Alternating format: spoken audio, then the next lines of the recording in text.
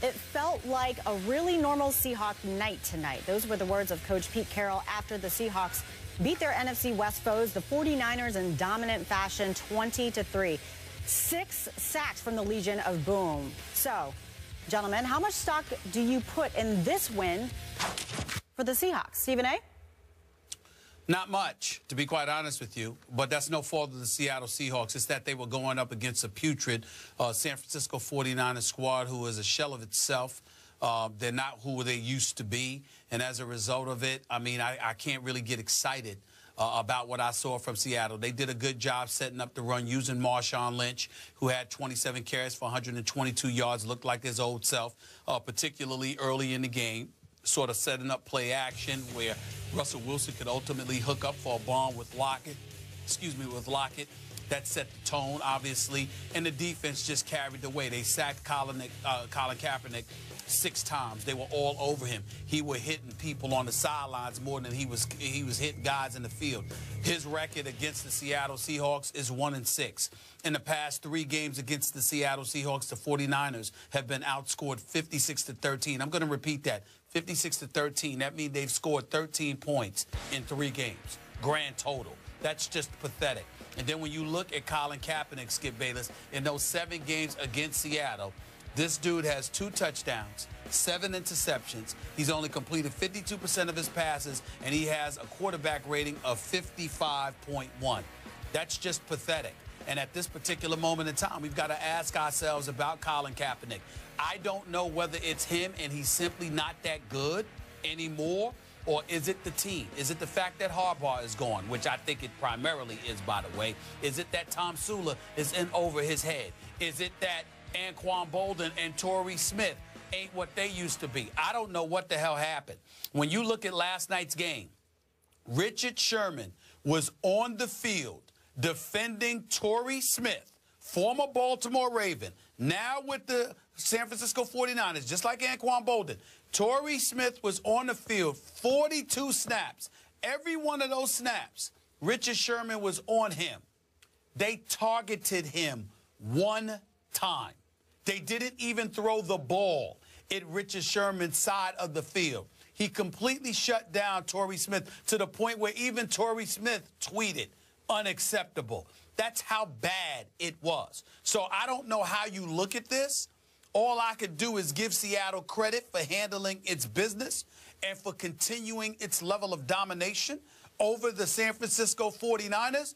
But whether it's because Seattle has arrived or because the 49ers were just flat out pathetic, it's very difficult for me to tell. I'm just going to lean on the pathetic side on the San Francisco 49ers, primarily because a guy named Jed York, who's the boss of the team, along with GM Trent Baalke, essentially sold the franchise down the river because of their egos. The fan base has been robbed. 49er fans or nationwide have been robbed. This product that we were accustomed to seeing on the field under the Jim Harbaugh era, even when they were mediocre last year, they were 10 times better than what we've seen from them this year in terms of competitiveness. By that virtue alone, I'm going to use this as an opportunity to say I will lean on the 49ers being a tad bit shy of pathetic overall for the season, and clearly pathetic last night as the cause to why the Seahawks looked so good. I have faith in them. They're still my Super Bowl pick, Seattle, obviously, but this game told me nothing about them. It just told me everything about who they were playing against. And by the way, to your Richard Sherman point, did not you refer yesterday to a story you saw in the Seattle paper? Wasn't that it about that Richard they were grading cornerbacks, right? And he ranked 82nd so far through the... Well, that was Pro Football Focus rated him that.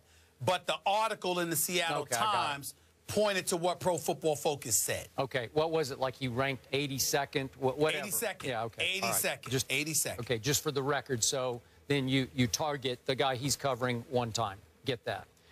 But before I respond to Prim's question, I want to congratulate your Seahawks that you picked. I was highly impressed that they were able to bounce back emotionally and physically from that debacle in the 4th quarter at home to Cam and company. just the previous Sunday, just 4 days before. I was impressed with their effort, their energy, their refocus. They came out much readier to play in this game than the 49ers did. On the flip side, I told you yesterday, I thought the 49ers, who played pretty well in their last 3 games, including the win last Sunday at home over Baltimore, for what that's worth, I thought they, as an arch rival, could at least hang in this game. They had no shot. I was dead wrong about that, because what shocked me was how pathetic their effort was from the first snap of the game. And then, of course, to your point, how pathetically the quarterback performed for the 49ers, Colin Kaepernick. But to start the game off, and Marshawn did have a huge game, big bounce-back game, but Stephen A., it looked like they weren't ready to even try to tackle him in the opening series. And then after that, Colin Kaepernick seemed like his first 4 passes, I don't know what got into him. He was throwing balls that were supposed to be aimed at receivers. They weren't intentional, throw it out of bounds kind of passes. He was missing guys by a mile. And I don't know what's happened to Colin Kaepernick, because he had played a little better over the last 3 games. And then finally, Stephen A., what did Colin Kaepernick used to do to defenses? He used to terrorize defenses with his legs. Remember Green Bay in the 2 playoff games, one at Candlestick, one obviously at Lambeau? Colin Kaepernick literally ran them off the field with his legs. Again, this is nothing, it's no disrespect to his arm. He's got a huge arm, but he needs his legs to complement his arms. Guess how many running plays they called for Colin Kaepernick last night? 0? What are you doing?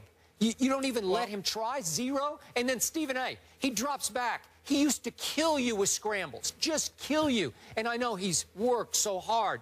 Be a pocket passer, stay in the pocket. So he goes back 1001, 1002, 1003, sack. And he's better than that. He's more dangerous than that. He never got Seattle's defense on its heels at all. They did not fear his legs for a moment last night. And if you don't, you will dominate them. And Seattle got back to being Seattle again. Your thoughts? Well, first of all, let's be clear about something here. What I said yesterday was this. Colin Kaepernick was going to be neutralized because the one thing that Seattle has on defense is speed. That's the one thing that they have. They're not only vicious and they can come at you, and they're smart, but they have speed. Sometimes it looks like they're lacking girth, okay? But they never lack speed. So he's going to be they're going to be a problem for somebody like Kaepernick. That's number one. And number two, Skip, let's just call it what it is. He doesn't look very good.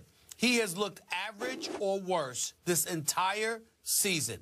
And here's the reason why. You want to look at it. Look, he doesn't really have an excuse. He's the one person that doesn't have an excuse. Vernon Davis might have an excuse because Colin Kaepernick is the quarterback.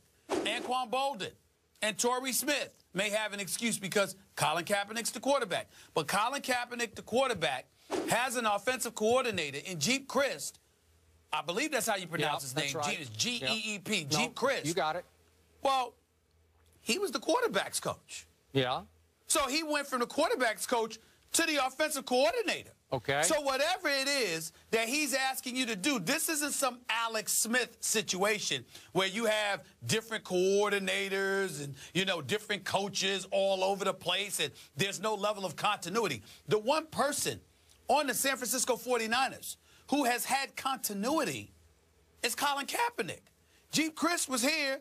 He was your quarterback's coach in San Francisco 2011, 2012, 2013, 2014. He's been with you since you arrived at San Francisco. So how is it that you have regressed to this point? At some point in time, we're going to have to look at Colin Kaepernick and start to, if we're going to talk about RG3, we got to start talking about this brother. Okay. Because he ain't showing up. All right, but it's the same syndrome. You have to use your legs or be allowed to use your legs. They went 1 for 11 last night on 3rd down. How did Russell Wilson beat them last night for the most part? With his legs on 3rd down. How many escapes did we see? It looked like they had him and they didn't have him. How many times did Russell Wilson run the read option with Marshawn?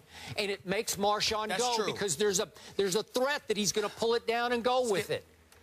Skip, forgive forgive my ignorance, but I'm just going to say this, and I will open myself up in all honesty to your expertise on this, because this is just what I feel. I don't believe that a runner can be neutralized from running by his own team. I understand you might not use the read option. I might understand that you may not use play action. I understand plays like that. But when that pressure's coming, Colin Kaepernick used to see it and had not only the speed but the elusivity to get loose and do what he does. To me, I'm not going to blame Jeep Christ and the San Francisco 49ers for that missing. That, to me, is on Kaepernick. Now, if you RG3 and you trying to stay in a pocket come hella high water, and you're fixated on that because you had that nasty injury and you're no longer who you are, I understand that. But you can't tell me, Skip, and we'll talk about RG3 a little bit later, but you can't tell me that without that injury, that guy would not have been on the move.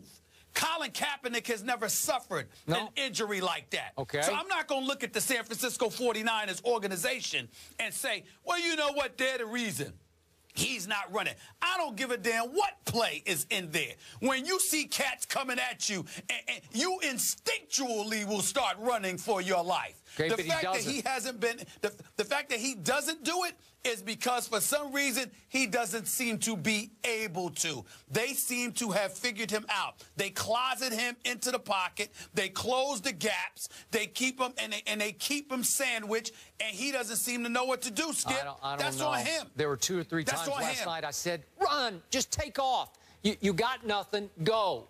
Use what God gave you. You got a huge gift here. And again, Jeep Chris, they call no rollouts. They call no read options. There's nothing to get him on the move. And by the way, they didn't do it against Green Bay either at home. They lost 17-3 because they don't even threaten Green Bay that doesn't have the speed on defense that Seattle But I'm not does. saying I'm not saying you're wrong about that, Skip. All I'm saying is I'm putting that on him.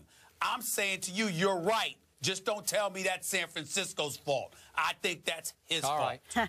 Well, Kaepernick certainly wasn't running, but Marshawn Lynch was definitely running, even when he was throwing up in the first half. Did you guys see that? Nonetheless, the Seahawks improved to 3-4, but they are still under. I didn't want to see it, but I saw it. Yeah, me too. So Seahawks still below 500. All right.